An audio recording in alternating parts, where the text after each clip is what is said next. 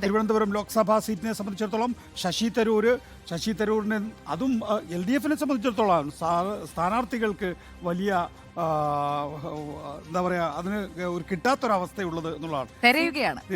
സിപിഐയുടെ മണ്ഡലം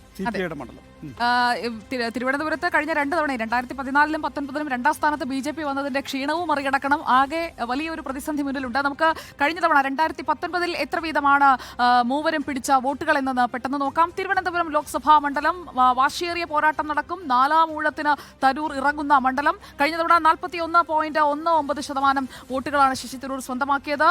NDAക്ക് അന്ന് 31.3% വോട്ടുകളുമായി 2ാം സ്ഥാനത്ത് ഫിനിഷ് ചെയ്യാൻ കഴിഞ്ഞു. LDF-ന് CPI-യുടെ മണ്ഡലമാണ് 25.6% CPI-ക്ക് അന്ന് സ്വന്തമാക്കാൻ കഴിഞ്ഞു. ഇക്കുറി സ്ഥാനാർത്ഥികൾ ആരൊക്കെയാണ്? ശശി തരൂർ എന്നുറപ്പിക്കുന്നു. ശശി തരൂർ തന്നെ പ്രഖ്യാപിച്ചു കഴിഞ്ഞല്ലോ, തിരുവനന്തപുരം ലോക്സഭാ മണ്ഡലത്തിൽ വീണ്ടും മത്സരിക്കുകയാണ് എന്ന്. മാത്രമല്ല അദ്ദേഹം പ്രവർത്തക സമിതിയിലെ ഒരു ഫുൾ അംഗമാണ്. അപ്പോൾ സ്വാഭാവികമായി അദ്ദേഹം ആഗ്രഹിക്കുന്ന സീറ്റ് തിരുവനന്തപുരം ആണെങ്കിൽ അത് കൊടുക്കും. ACC CPI-യുടെ സംസ്ഥാന സെക്രട്ടറി മത്സരിക്കുമോ? CPI-യുടെ സംസ്ഥാന സെക്രട്ടറി മത്സരിക്കില്ല. ബിനോയ് വിശ്വം, ആനി രാജ, ഈ 2 പേരുകളാണ് അവിടെ കേൾക്കുന്നത്. എനിക്ക് തോന്നുന്നത് LDF-നെ സംബന്ധിച്ച് ഏറ്റവും പ്രധാനപ്പെട്ട ഒരു പ്രശ്നമായി വരുന്നത് ആ മണ്ഡലത്തിന്റെ സ്വഭാവത്തിനനുസരിച്ച് വരുന്ന സ്ഥാനാർത്ഥികളെ നൽകാൻ കഴിയുന്നില്ല. ഒരു സർപ്രൈസ് കാൻഡിഡേറ്റ് അവിടെ ഉണ്ടാകാനുള്ള സാധ്യത ഏറെയാണ്. ഈ പേരുകളൊന്നുമല്ല. ബിനോയിയുടെ കാര്യം തള്ളിക്കളയുക. കാരണം അദ്ദേഹം സംസ്ഥാന സെക്രട്ടറിയാണ്. മാത്രമല്ല പാർലമെന്റിലെ CPI-യുടെ ഇരു സഭകളുടെയും നേതാവാണ് ബിനോയ് വിശ്വം. ഈ 2 ചുമതലകൾ അദ്ദേഹത്തിന് നിർവഹിക്കാനുണ്ട്. മാത്രമല്ല സംസ്ഥാന സെക്രട്ടറി മത്സരിച്ച ചരിത്രമില്ല. അദ്ദേഹത്തിൻ്റെ രാജ്യസഭാ ടേം കഴിഞ്ഞാൽ അദ്ദേഹം മത്സരിക്കാതിരിക്കുക എന്നുള്ളതാണ് സാധാരണഗതിയിൽ ചെയ്യാൻ പോകുന്നത്. പിന്നീടുള്ളത് ആനി രാജയാണ്. ആനി രാജ കണ്ണൂർ ജില്ലക്കാരിയാണ്. അപ്പോൾ ആനി രാജയ്ക്ക് എത്ര കണ്ട് തിരുവനന്തപുരത്ത് പന്ന്യൻ രവീന്ദ്രൻ വളരെ സജീവമായി കേട്ട പേരാണ്. CPM അങ്ങോട്ട് നിർദ്ദേശിച്ചു എന്നാണ് പറയുന്നത്. പന്ന്യൻ രവീന്ദ്രന്റെ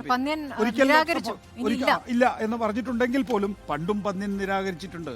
പണ്ടും മത്സരിക്കാൻ തയ്യാറില്ല എന്നാണ് പന്ന്യൻ പറഞ്ഞിട്ടുള്ളത്.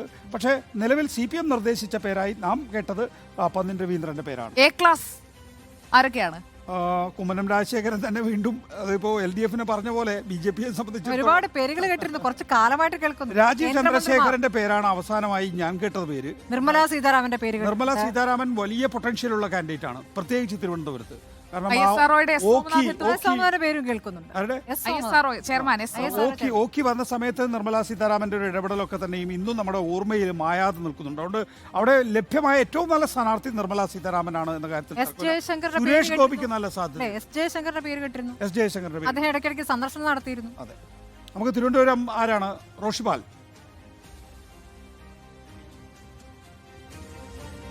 റോഷി, തിരുവനന്തപുരത്ത് ആർക്കൊക്കെയാണ് സാധ്യത?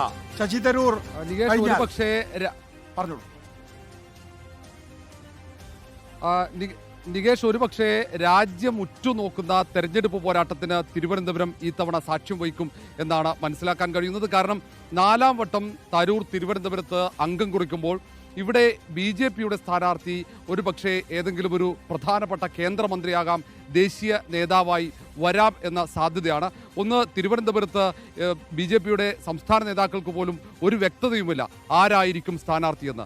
നേരത്തെ ഈ മണ്ഡലത്തിന് ദേശീയ നേതൃത്വം ചുമതല നൽകിയത് കേന്ദ്ര വിദേശകാര്യമന്ത്രി S ജയശങ്കറിനാണ്.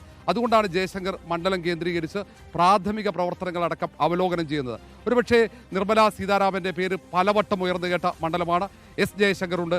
നേരത്തെ നികേഷ് ചൂണ്ടിക്കാണിച്ചതുപോലെ ഒടുവിൽ രാജീവ് ചന്ദ്രശേഖർ എന്ന ഒരു വ്യക്തിയുടെ ആ ഒരു MP കേന്ദ്രമന്ത്രിയായ രാജീവ് ചന്ദ്രശേഖറിന്റെ പേരാണ് തിരുവനന്തപുരത്ത് ഉയർന്നു കേൾക്കുന്നത്. ഏതായാലും പോരാട്ടം കടുക്കുമെന്ന കാര്യത്തിൽ സംശയമില്ല. കോൺഗ്രസിന് ശശി തരൂരല്ലാതെ മറ്റൊരു സ്ഥാനാർത്ഥി തിരുവനന്തപുരത്തില്ല ആദ്യഘട്ടം മുതൽ തന്നെ. കാരണം വിശ്വപൗരൻ, അതിനപ്പുറത്തേക്ക് ശശി തരൂർ കോൺഗ്രസിന്റെ പ്രവർത്തക സമിതി അംഗമാണ്. ശശി തരൂരിനപ്പുറത്തേക്ക് ഒരു വിജയ സാധ്യതയുള്ള സ്ഥാനാർത്ഥി ഇല്ലെന്ന് തന്നെയാണ് കോൺഗ്രസ് നേതൃത്വത്തിന്റെ വിലയിരുത്തലും. അതുകൊണ്ട് അദ്ദേഹം നേരത്തെ തന്നെ തെരഞ്ഞെടുപ്പ് പ്രവർത്തനങ്ങൾ ആരംഭിച്ചു. UDF-ഉം അതിന്റെ പ്രാഥമിക പ്രവർത്തനങ്ങൾ നേരത്തെ തുടങ്ങി. കോൺഗ്രസ് തുടങ്ങുന്നതിന് മുമ്പ് മുസ്ലിം ലീഗ് തിരുവനന്തപുരത്ത് പ്രവർത്തനം തുടങ്ങിയെന്നത് പ്രധാനപ്പെട്ടതാണ്. അത് വളരെ പ്രാധാന്യമുണ്ട് ആ കാര്യത്തിന്. അത് വരും നാളുകളിൽ ആ കാര്യം ചർച്ച ചെയ്യപ്പെടും എന്ന കാര്യത്തിൽ സംശയമില്ല. LDF സ്ഥാനാർത്ഥി ആരാകുമെന്നതാണ് പ്രധാനപ്പെട്ടത്. ഒരു വ്യക്തതയുമില്ല. സ്ഥാനാർത്ഥികളുടെ പേരുകൾ പറഞ്ഞു കഴിഞ്ഞു 20 അവസാനമായിട്ടുള്ള ഒരു വിശകലനത്തിലേക്ക് ശ്രീത്തിലേക്ക് വളരെ പെട്ടെന്ന് പോയി. 20 മണ്ഡലങ്ങളിലെ സ്ഥാനാർത്ഥി സാധ്യതാ പട്ടികയാണ് നമ്മളിപ്പോൾ പ്രേക്ഷകരുടെ മുന്നിലേക്ക് വച്ചത്. അതിൽ തന്നെ ഒരു സീലിംഗ് ടൈം എന്ന് പറയുന്നത് എപ്പോഴായിരിക്കും? അടുത്ത ആഴ്ചയോടുകൂടി ഒരു അന്തിമ രൂപമാകുമോ എല്ലാ മുന്നണികളുടെയും സ്ഥാനാർത്ഥികളുടെ കാര്യത്തിൽ? CPM-ന്റെയും CPI-യുടെയും സ്ഥാനാർത്ഥി നിർണയവുമായി ബന്ധപ്പെട്ട ചർച്ചകൾ നാളെ മുതൽ ആരംഭിക്കുകയാണ്. CPI ആദ്യം ഈ സ്ഥാനാർത്ഥി തെരഞ്ഞെടുപ്പ് വിജ്ഞാപനത്തിന് മുമ്പ് വേണോ സ്ഥാനാർത്ഥി പട്ടിക എന്ന കാര്യത്തിൽ തന്നെ ഒരു കൺഫ്യൂഷനുണ്ട്. അതിൽ നാളത്തോടെ വ്യക്തതയാകും. CPM-ന്റെ നേതൃയോഗങ്ങൾ മറ്റന്നാൾ മുതൽ തിരുവനന്തപുരത്ത് ആരംഭിക്കുകയാണ്. LDF-ന്റെ സീറ്റ് വിഭജനവുമായി ബന്ധപ്പെട്ട അന്തിമ ഔദ്യോഗിക പ്രഖ്യാപനത്തിനായി 10-ാം തീയതി വൈകുന്നേരം 4 മണിക്ക് LDF-ന്റെ നേതൃയോഗവും ചേരുന്നുണ്ട്. അത് കഴിഞ്ഞാൽ സീറ്റ് നിർണയവുമായി ബന്ധപ്പെട്ട ഔപചാരിക ചർച്ചകളിലേക്ക് കടക്കുമെന്ന് ഉറപ്പാണ്. എന്തായാലും ഈ മാസം അവസാനത്തോടെ അല്ലെങ്കിൽ പകുതി പിന്നിടുന്നതോടെ സ്ഥാനാർത്ഥികളുടെ കാര്യത്തിൽ വ്യക്തത ഉണ്ടാകുമെന്നാണ് കഴിഞ്ഞ ദിവസം സംസാരിക്കുമ്പോഴും CPM സംസ്ഥാന സെക്രട്ടറി MV ഗോവിന്ദൻ വ്യക്തമാക്കിയത്. അതനുസരിച്ച് കാര്യങ്ങൾ മുന്നോട്ട് നീങ്ങുകയാണ്.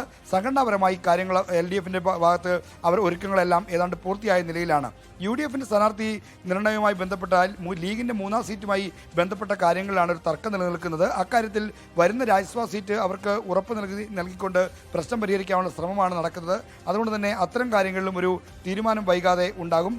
NDAയുടെ കാര്യത്തിൽ നേരത്തെ തന്നെ ജനുവരി 31 തന്നെ സ്ഥാനാർത്ഥി പട്ടിക പ്രഖ്യാപിക്കുമെന്നും അതിൽ ആറ്റിങ്ങിലും തൃശ്ശൂരും പ്രഖ്യാപനം വരുമെന്നും കരുതിയിരുന്നു. എന്നാൽ ഇതുവരെയും BJPയുടെ 100 പേരുടെ 100 മണ്ഡലങ്ങളിലെ സ്ഥാനാർത്ഥി പട്ടികയ്ക്കൊപ്പമുള്ള കേരളത്തിലെ പേരുകൾ ഇതുവരെ വന്നിട്ടില്ല. എന്നാലും ഏത് നിമിഷവും വരാം എന്നാണ് BJP നേതാക്കളും പറയുന്നത്. എന്തായാലും തെരഞ്ഞെടുപ്പിന് കേരളം ലോക്സഭാ തെരഞ്ഞെടുപ്പിന് കേരളം സജ്ജമായി കഴിഞ്ഞു. രാഷ്ട്രീയ അരങ്ങ് ഉണർന്നു കഴിഞ്ഞു. നാളെ കോൺഗ്രസിന്റെ സമരാഗ്നി ആരംഭിക്കുന്നു. ഒപ്പം കേന്ദ്ര വിരുദ്ധ സമരത്തോടുകൂടി CPI-യും LDF-ഉം ഒരു തെരഞ്ഞെടുപ്പ് ട്രാക്കിലേക്ക് സജീവമായി എത്തിയിരിക്കുന്നു എന്നതാണ് സ്ഥിതി. BJP-യും ശക്തമായി തന്നെ പ്രചാരണ രംഗത്തുണ്ട്. അങ്ങനെ തെരഞ്ഞെടുപ്പ് രംഗം ഉയരുകയാണ്. ശരി, ഷീജിത്താണ് വിശദാംശങ്ങൾ നൽകിയത്. കഴിഞ്ഞ തവണ ആദ്യം LDF സ്ഥാനാർത്ഥി നിർണയം നടത്തുന്നു. അത് കഴിഞ്ഞതിന് ശേഷം സാധാരണഗതിയിൽ UDF-ലെ കക്ഷികൾ തമ്മിൽ അങ്ങോട്ടും ഇങ്ങോട്ടും മത്സരം ഉണ്ടാവുമല്ലോ, അല്ലെങ്കിൽ ഞങ്ങൾക്ക് സീറ്റ് വേണം, അതുണ്ടായില്ല. പിന്നീട് ഗ്രൂപ്പുകൾ തമ്മിൽ മത്സരം ഉണ്ടാവുമല്ലോ, പിന്നീട് വ്യക്തികൾ തമ്മിൽ മത്സരം ഉണ്ടാവുമല്ലോ, അതൊന്നും ഉണ്ടായില്ല. വളരെ സമാധാനപരമായി UDF ഓരോ സ്ഥാനാർത്ഥിക്കും ബദലായി സ്ഥാനാർത്ഥിയെ നിർണ്ണയിച്ചുകൊണ്ടാണ് 19, യഥാർത്ഥത്തിൽ 20 ആലപ്പുഴ തെറ്റിത്തെറിച്ച് വീണതാണ്. അപ്പോൾ അങ്ങനെ അത്രയും ശക്തമായ വിജയം നേടാനായിട്ടുള്ളത്. ഇത്തവണ ആരായിരിക്കും ആദ്യം സ്ഥാനാർത്ഥിയെ നിർണ്ണയിക്കുക, ആരാണ് പ്രതിരോധം ഉയർത്തുക, BJPക്ക് എത്ര കണ്ട് 20 ലോക്സഭാ മണ്ഡലങ്ങളിൽ മത്സരം ഉണ്ടാക്കാൻ സാധിക്കും തുടങ്ങിയ കാര്യങ്ങളാണ്. അതൊക്കെ നമുക്ക് വരാനിരിക്കുന്ന ദിവസങ്ങളിൽ കടക്കുകയാണ്. അതെ.